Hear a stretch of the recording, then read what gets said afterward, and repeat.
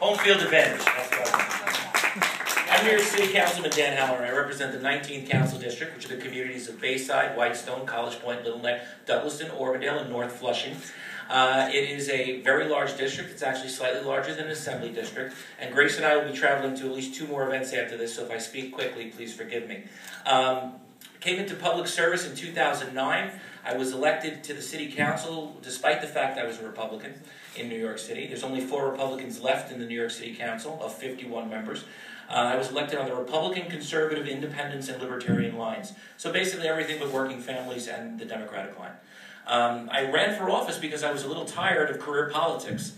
I had real jobs. I was a prosecutor. I worked in the police department. I owned a small business with my family on Bell Boulevard, a bar and restaurant, for full disclosure, on Bell Boulevard. So if any of you have drank there, please don't support me just for that reason. In addition to that, my family's been in public service for 5 generations. My great-great-great-grandfather was the chief of police of the city of New York. My father served a Democratic mayor, Mayor Ed Koch, in his administration as the Deputy Commissioner for Management and Budget. My family serves in the NYPD and Police Department and Fire Department. My brother Patrick is a lieutenant. My brother Terrence is a firefighter. And I lost my cousin, Lieutenant Vincent Halloran, on 9/11 in the towers. I bring a lot of experience to my job. We are the #1 rated constituent service office in the entire city of New York, all 51 council districts, according to the Speaker's office. And we've spent the vast majority of 3 years working with the other side to get things done because I really don't have a choice.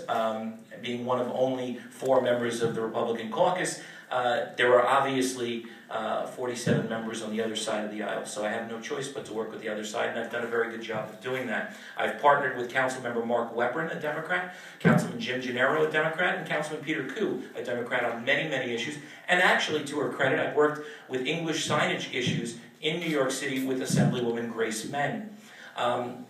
I do very much believe the Constitution of the United States is in jeopardy. I believe that we need a good government amendment to that Constitution, which will do 4 things. One, it will make English the national language, the official national language of the United States. The second thing it will do is require the federal government to balance its budget within a 5-year period of time and remain balanced throughout. The City of New York has that requirement, the State of New York has that requirement, and the City of New York's budget is the 2nd or 3rd largest, depending on what day of the week it is, budget in all of North America. It's only the United States government that has a larger budget than the City of New York. We spend $72 billion a year very fast.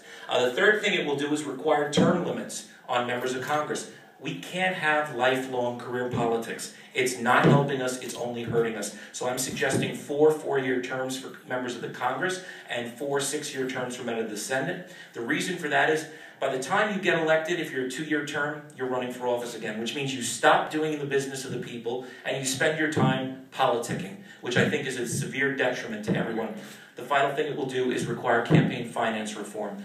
People will have to pay only what the average citizen pays. Corporations, unions will not be able to give more and tilt elections. So that's my platform. That's what I'm running on.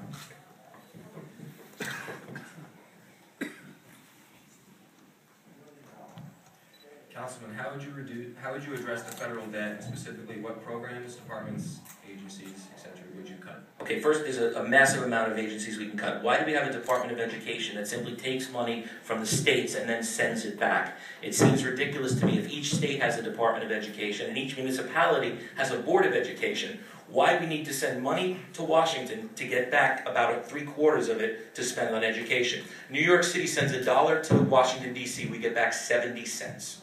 So that means 30 cents is taken off the top in bureaucracy. I'd much rather have the state level allocating resources in education. Another agency I'd eliminate, Department of Energy. They have not done anything to improve energy in the United States in their entire existence.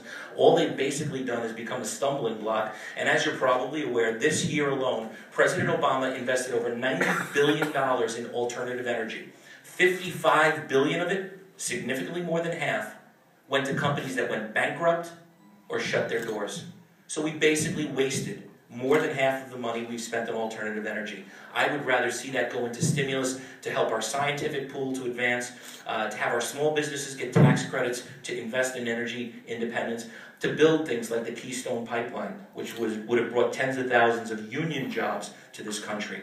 I would have also cut a lot of our foreign spending. I don't believe we should be giving foreign aid to countries that have a vested interest in blowing us up. I think Syria and Egypt are perfect examples of places we don't need to throw money, good money after bad. I think what's going on in some of the countries we're trying to help right now, that are turning around and having their own soldiers shoot our soldiers, sailors, and airmen as they're training them, is a prime place for us to start cutting the budget. These are the kinds of things I would do. In addition to that, I would reduce the tax burden on people. I would take our corporation's tax level and bring it down to 20%. By doing that, you would encourage all the companies which have gone offshore with their accounts to come back to the United States. Could be literally tens of trillions of dollars of additional revenue income to the United States Treasury. I would also eliminate the Federal Reserve, fold it back into the Treasury Department so that the United States government could control its monetary supply like the Constitution says it should. It's a very pro-constitutional crowd over there.